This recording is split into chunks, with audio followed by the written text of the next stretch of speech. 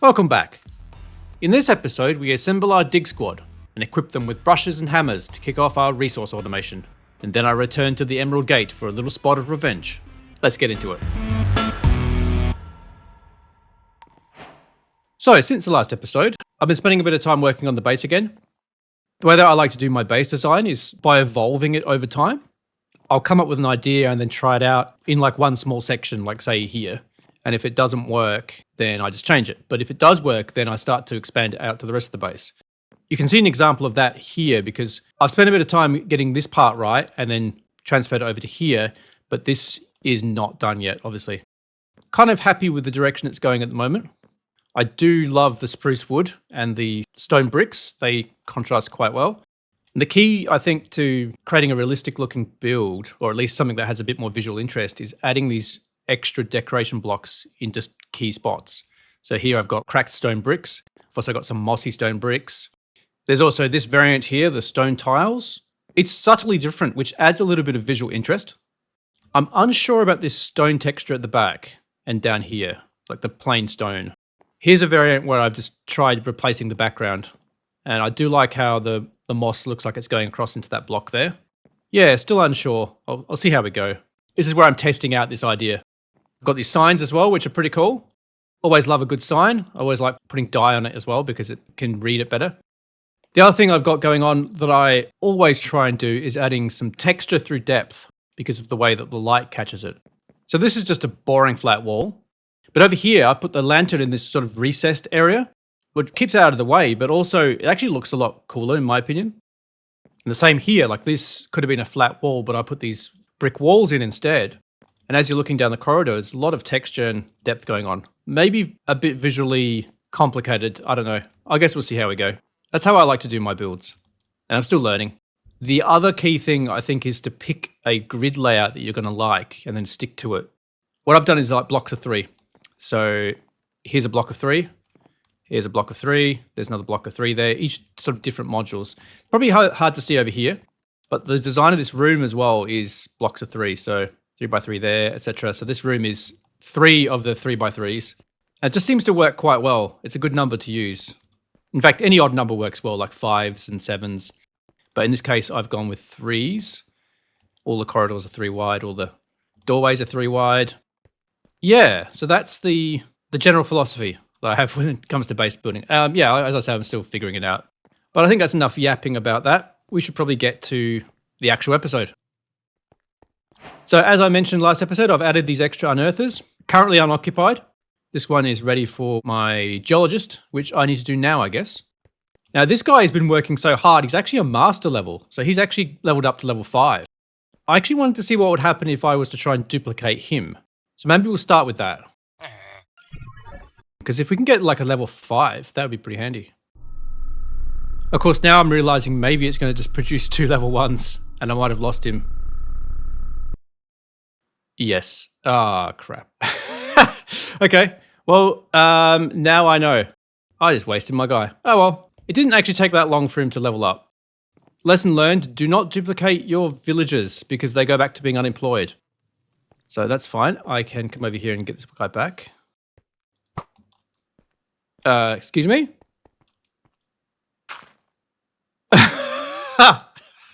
What? Okay. Of course you wouldn't take this profession here. All right, then let's see you become a farmer now. Did you just shake your head at me? Okay, technical difficulties. What are you doing? All right, I guess we got to do this the hard way. Oh, finally. Well, got my archaeologist back. Now I just need to let him level up. We need to create ourselves a salvaging table if we're going to create a geologist. What's involved with a salvaging table? So copper ingots, that's pretty easy. Iron pickaxe, iron axe, pretty easy. Smithing table, yep. Amethyst dust and a polished deep slate slab. Well, that's all very straightforward, but what about this amethyst dust? So we just use a hammer on an amethyst on a cutting board. So how do you make a cutting board? 2 sticks and some oak planks. Okay, that's pretty simple. Put the amethyst shard on there and then use the hammer. So I think I've got everything now. Salvaging table. Let's go put this over here. Drop our villager on it. Oh, there you go. That's how it's supposed to work. So I've got the geologist in his little home and he's working away. But now I have a storage problem. What I want to do is actually create some compacting drawers instead. Converting these metal chunks into clusters is just painful. So the compacting drawer can actually do that for us. What do we need for a compacting drawer? They're actually relatively simple. It's just a drawer, some pistons, stone of various types, which we've got. So let's make some compacting drawers. Now, ideally, I would actually upgrade those drawers there because I'm not going to need them anymore. It's a little annoying. Oh, that's all right. I'll just make some more drawers. Extract those. Oh, okay. It has to be a 2x2 drawer. Okay, well, I just made a whole bunch of drawers I don't need. So I don't think you can do this. No. Well, that would sort of make sense if it's a 4x4. All right, we're going to do it the hard way. It's not like I've got a shortage of wood over here. The wood farm's working so well, it's actually ridiculous. Place these in the corners. Fill this in. We'll make a load of them. Okay, so if we want 32 compacting drawers, we're going to need 2 pistons, which comes to 64 pistons. Whew, okay. So I'm going to need a stack of iron ingots. I only have a few. Okay, so I'm going to have to grab the brush and get brushing. So I'll do that and come back. So we should have everything we need now. I ended up actually using the villager himself. It seemed to make sense to get the villager to do the work. He's been churning away and producing lots of iron chunks. Found a way to repurpose those drawers that I created by mistake. It makes much more sense to set them up here because it's only ever going to be one resource going in, and it turns out that the food actually gets consumed very slowly, so I can probably just drop those in by hand. Let's build these pistons and then build the compacting drawers. Cobblestone in, and we need some wood across the top, don't we? And there we go, 64 pistons. And now we just need that. So yeah, that's going to work. There we go, 32 compacting drawers. I don't want them to be over here. This place here is probably better. 4x4 and then a 4x4. That should fit. 1, 2, 3, 4. I'm going to have to put them right up against that edge, but that's fine. And then 1, 2, 3. So yeah. All right. So now I should be able to start transferring some of these over. So let's go one of those, one of those, and then those guys. I need to unlink these. And let's go add multiple. Now, I can already see a problem that the range isn't going to reach. But that's okay because there's a range upgrade that we can do. Maybe we'll do that first. So we need one of these, a copper upgrade. Lots of copper, another 2x2 drawer, and some chests. Okay, that should be pretty easy. So as you can see in the bottom there, it says multiplies controller radius by 2. So we just shift right click, increase the range. And now that covers the area. So let's link those two together and then drag like that. I need to transfer all of those into there, which I can probably do by piping into here. Place a pipe there, grab this one, place that there, and then tell that to extract. That should extract into there. You can see it going through. Excellent. Well, I have to do that for the rest of these. I also have to set these up because it won't put anything into an empty drawer. It has to add to what's already there.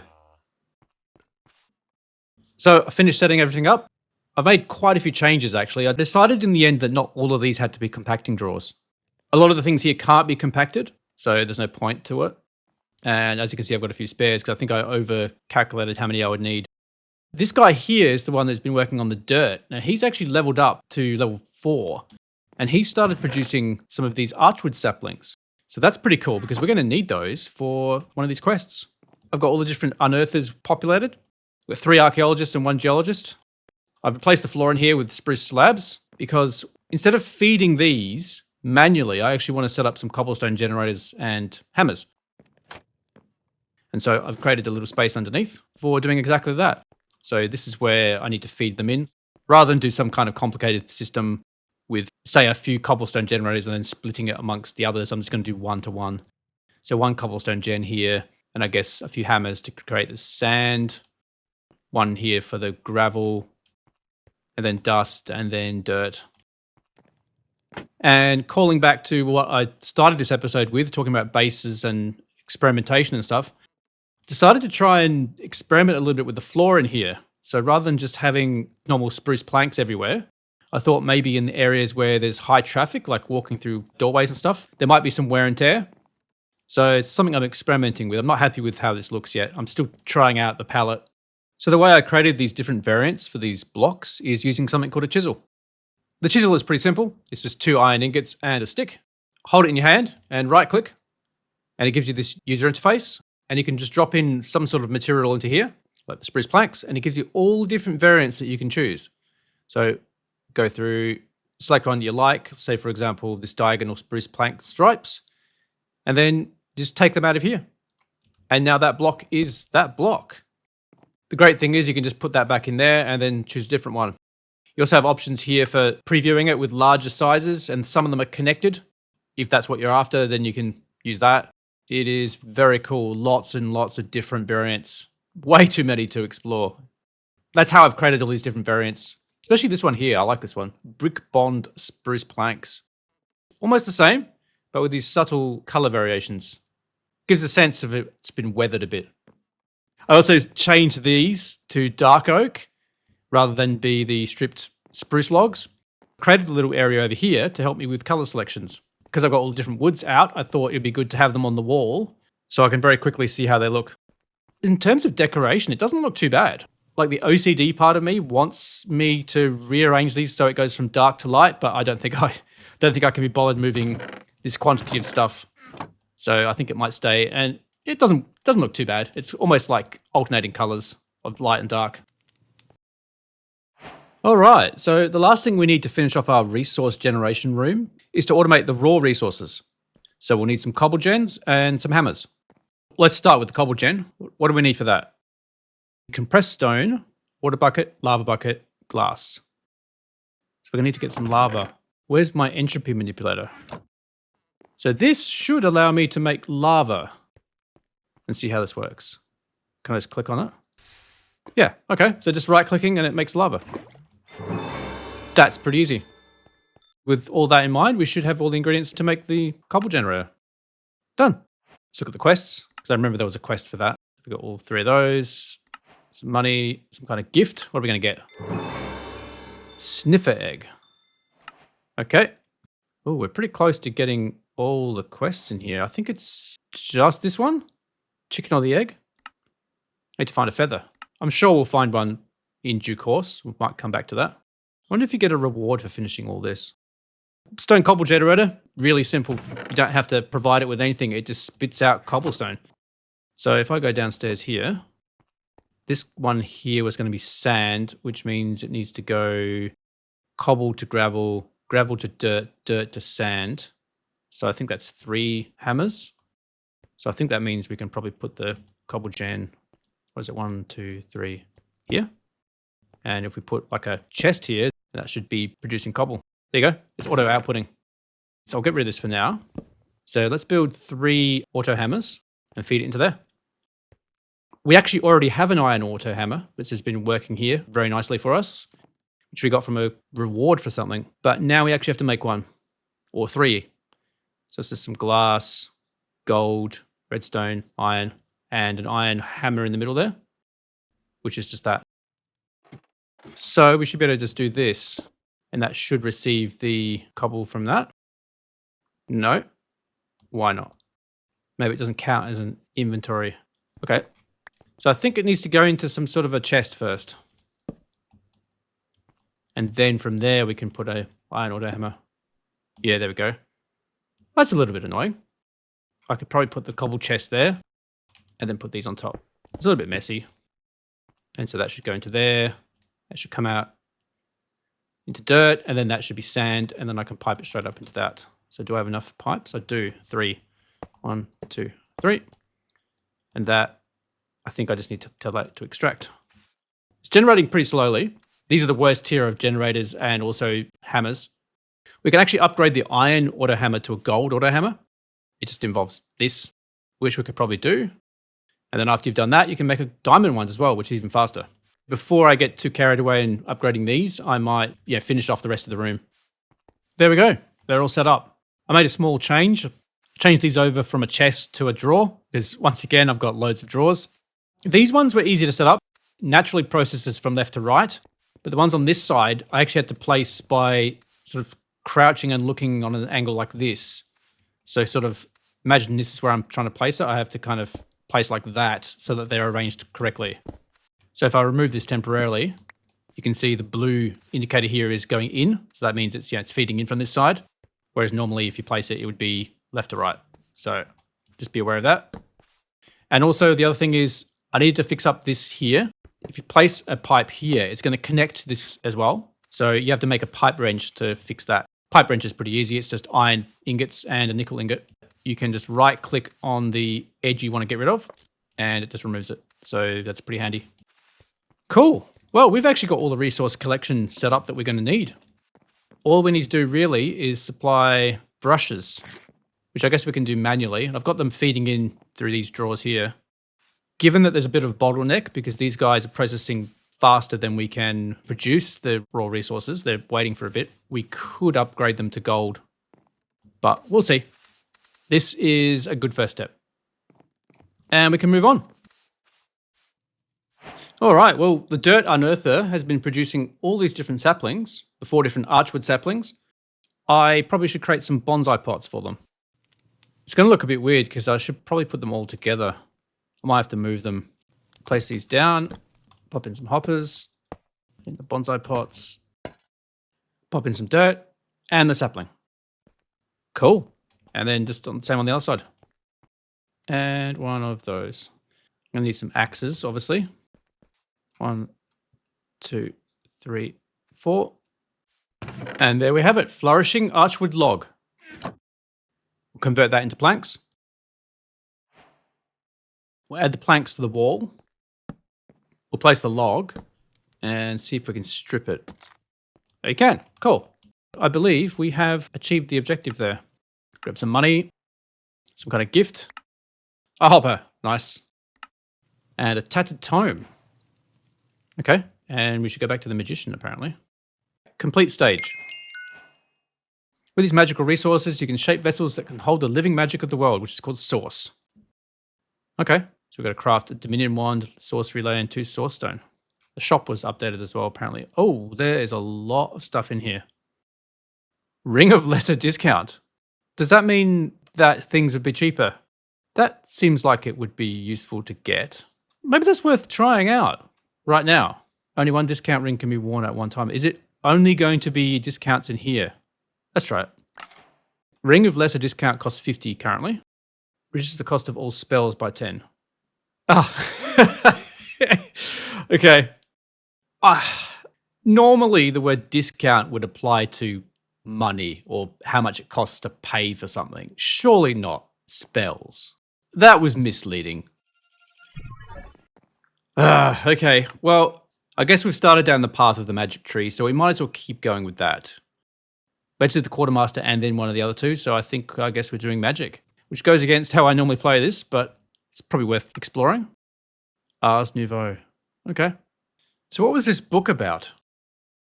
Oh, right, I'll have to do a bit of reading on that and understand what I'm doing. Let's see what's next. Well, I think it's time for revenge.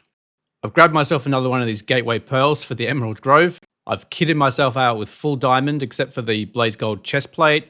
I've made myself a diamond katana, which is something I've discovered. There's a whole bunch of other weapons from a mod called Simply Swords.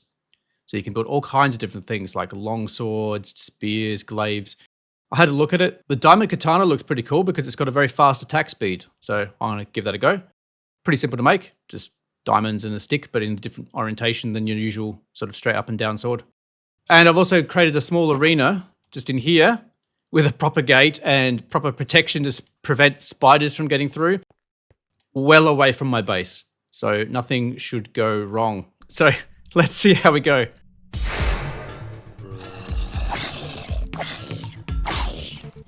It seems to be going a little bit better. And next wave. This is where the spiders got me last time, wasn't it? Yep.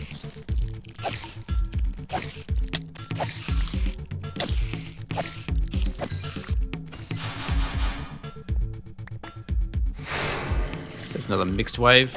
Only 7 enemies. So the funny thing is, in that last episode where it just all went so wrong, I realized I was already in the last phase. So all I had to do was kill those last 6 remaining enemies and I would have completed the whole challenge. Just grab all this stuff quickly. And last phase. Oh, hello. He's got a lot of armor, but not enough for my katana.